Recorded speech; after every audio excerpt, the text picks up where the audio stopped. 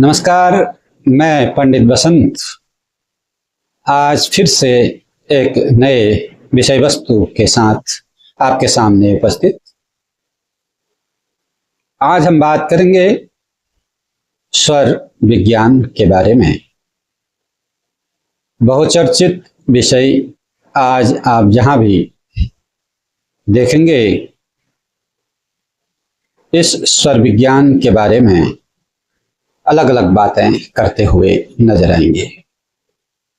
चाहे आप social media पर चले जाएं या फिर कोई अन्य लोगों के द्वारा आपको यह सुनने को मिलेगा कि स्वर विज्ञान एक बहुत ही चमत्कारी प्रयोग जिसके द्वारा हम जो अचीव करना चाहे हमारे जिंदगी में उससे अचीव कर सकते हैं। इस तरह की बातें आज के समय पर आम बात हो चुकी है। हर उम्र के लोग इस स्वर विज्ञान को जानना चाहते हैं और जगह जगह इसकी चर्चाएं सुनने में आती हैं। तो दोस्तों, इसी को नज़र में रखते हुए जो मुझे समझ में आया मैं भी अपने विचार आप लोगों के सम्मुख रखना चाहता हूं। यह स्वर विज्ञान एक प्राचीन ग्रंथ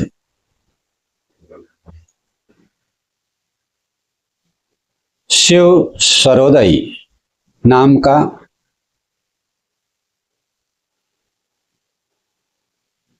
जिसमें उल्लेख यह स्वर विज्ञान मिलता है। स्वर विज्ञान के बारे में विस्तृत रूप से जानकारी इसी शिव स्वरोदय पर मिलती है। तो दोस्तों, जिसको विशेष जानकारी होनी है वह कृपया इस पुस्तक का रेफरेंस लें और इसको स्वाध्याय करें। जो जानकारी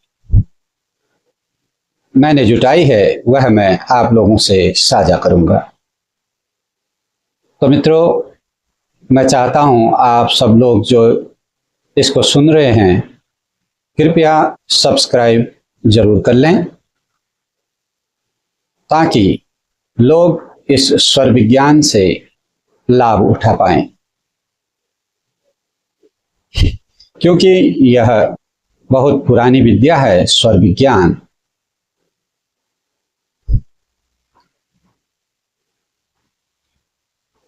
स्वर दो कहे गए हैं शास्त्रों में, जैसे कि यह तो प्रत्यक्ष भी है कि हमारे दो नासा छिद्र है, एक सूर्य स्वर और दूसरा चंद्र स्वर। सूर्य स्वर गर्मी का द्योतक है और चंद्र स्वर ठंड का द्योतक। जब हमें बहुत गर्मी का अनुभव होता है तो हमारा चंद्र स्वर, माफ कीजिए, सूर्य स्वर जागृत रहता है और जब बहुत ठंड फील होती है तो हमारा चंद्र स्वर जागृत रहता है। यह दोनों स्वर स्वतः ही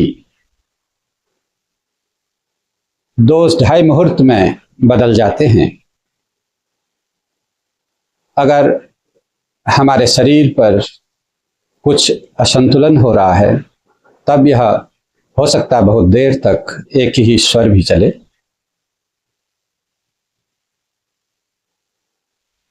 तो दाहिना स्वर, दाहिना नासिका छिद्र सूर्य नाड़ी और बायां स्वर चंद्र नाड़ी हम कहते हैं इसे। और बीच में जो नाड़ी है वह सुषुम्ना नाड़ी है दोस्तों।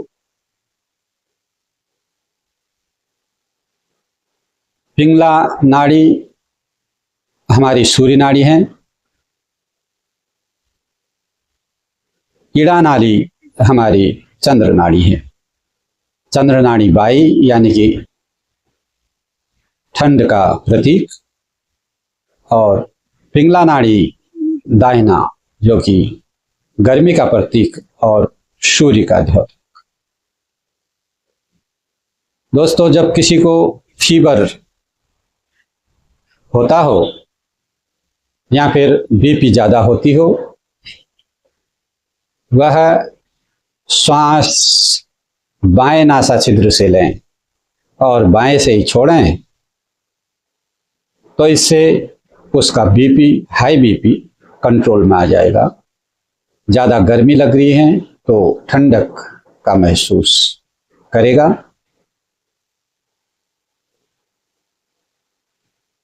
अगर किसी को ठंड ज़्यादा लग रही है या फिर लो बीपी हो गई हो,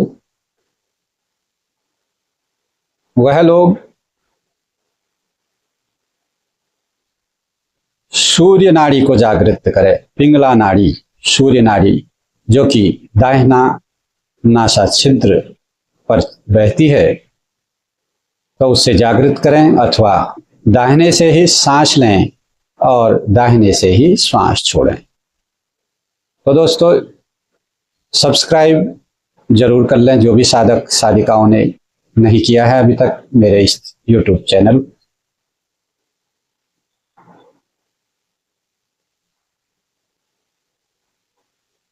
तो इस प्रकार से यह सूर्य और चंद्र नाड़ी, दो प्रकार की नाड़ियों से यह श्वास चलता है। यह स्वर चलते हैं, दाहिना स्वर और बायां स्वर। दोस्तों, एक इम्पोर्टेंट बात मैं साझा करना चाहूंगा जो कि मैंने भी आजमाया है।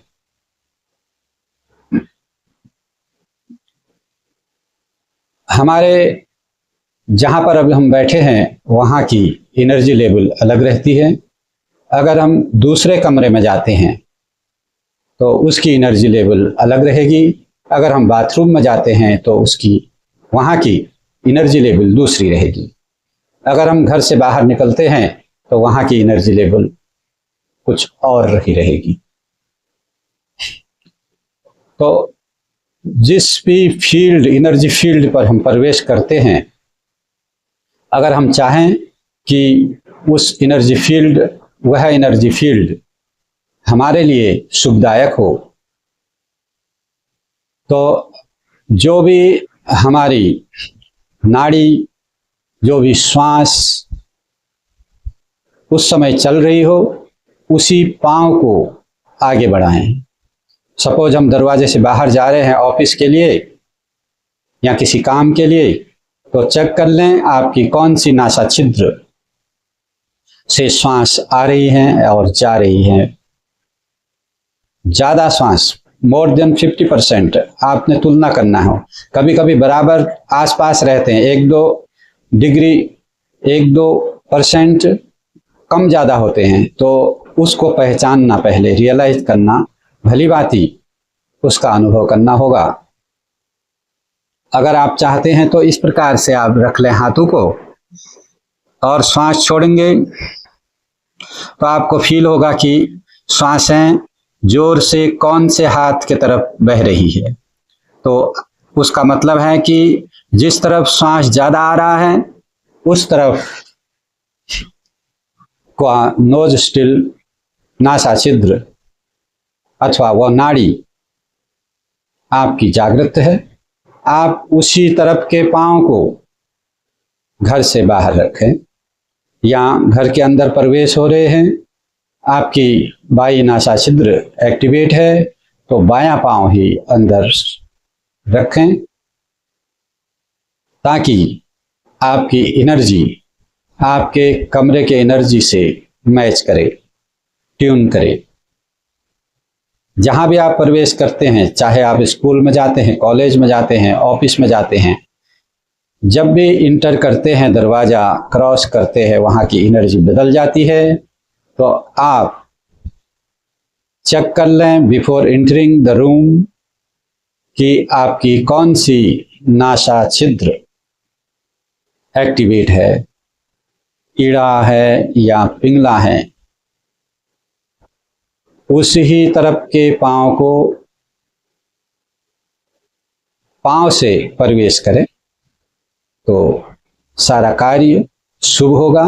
जो भी कार्य के लिए आप जा रहे हैं वह जरूर बन जाएगा। कहीं सरकारी काम के लिए कोई दफ्तर जा रहे हैं तो आप चेक कर लें घर से निकलते समय कौन से नासा छिद्र से ज्यादा श्वास प्रवाहित हो रहा है, वही पांव को घर से बाहर पहले रखें और उसी ही हाथ से आपके डॉक्यूमेंट ले जाएं या किसी को डॉक्यूमेंट आपने देने हैं तो जो नासा छिद्र एक्टिव है, चाहे वह सूर्य स्वर हो या चंद्र स्वर हो, उसी हाथ से आप उनको वह फाइल पकड़ाएं। तो इस तरह से छोटी छोटी बातें आप अपने जीवन पर उतारें और आपका जीवन सुखमय बने, यही कामना से। दोस्तों, और एक बात आपसे शेयर करना चाहूंगा। अगर आप बाथरूम जाते हैं, बहुत देर लगता हो, आपको बाथरूम नहीं होता हो ठीक से, तो आप बायां नोस्ट्रिल अथवा बायां नासा छिद्र बंद कर लें, तब प्रवेश करें और बायां नासा छिद्र को बंद करते हुए टॉयलेट पर रहें तो आपका पेट साफ हो जाएगा। इसको आप आजमा के देख लें। बहुत ही दिव्य प्रयोग, आजमाया हुआ प्रयोग है। इसी तरह से अगर आप दीपक जला रहे हैं, जो भी नासा छिद्र आपकी प्रबल है अथवा सांस जिससे चल रही है ज्यादा, उसी तरफ के हाथ से आप इस दीपक को जलाएं और वह दीपक अगर रोज 2 घंटा जलता हो तो वह एक्टिव नासा छिद्र वाले हाथ से चलाने से कम 2 गुना ज्यादा चलेगा। बहुत सारे ऐसे प्रयोग हैं जो कि आजमाए हुए हैं और एक विशिष्ट प्रयोग आपको बताता हूं जिस विधि से आप अपनी पूरी कामनाओं को फुलफिल कर सकते हैं। दोस्तों, जो भी चीज, जो भी आपका एम है, इस तरह से जो भी नासा छिद्र एक्टिवली चल रहा हो, पहले चेक कर लें। अगर राइट वाला चल रहा है तो नीचे से लेके इस तरह से हाथ को ऊपर की ओर करें और उसका विचार करें मन ही मन, या जोर से भी बोल सकते हैं। ऐसे बोलिए और सांस भरें। बोलते बोलते हाथ को इस तरह से रगड़ें, जिस तरफ की नासा छिद्र एक्टिव हो उस तरफ ऐसे घिसें और बोल दें वो चीज को श्वास छोड़ते हुए। इस तरह से 5 बार इस क्रिया को करेंगे तो आप जो भी पाना चाहते हैं उसको पा लेंगे। यह स्वर विज्ञान बहुत ही उत्तम विज्ञान है जो कि अभी तक लोगों को इसके बारे में सही समझ नहीं है। आप आजमाएं और लाभ उठाएं। तो दोस्तों, सब्सक्राइब, लाइक और शेयर जरूर करें। इसी तरह के अन्य वीडियो के साथ मैं फिर उपस्थित हूँगा आपके सामने। बहुत बहुत धन्यवाद। नमस्कार।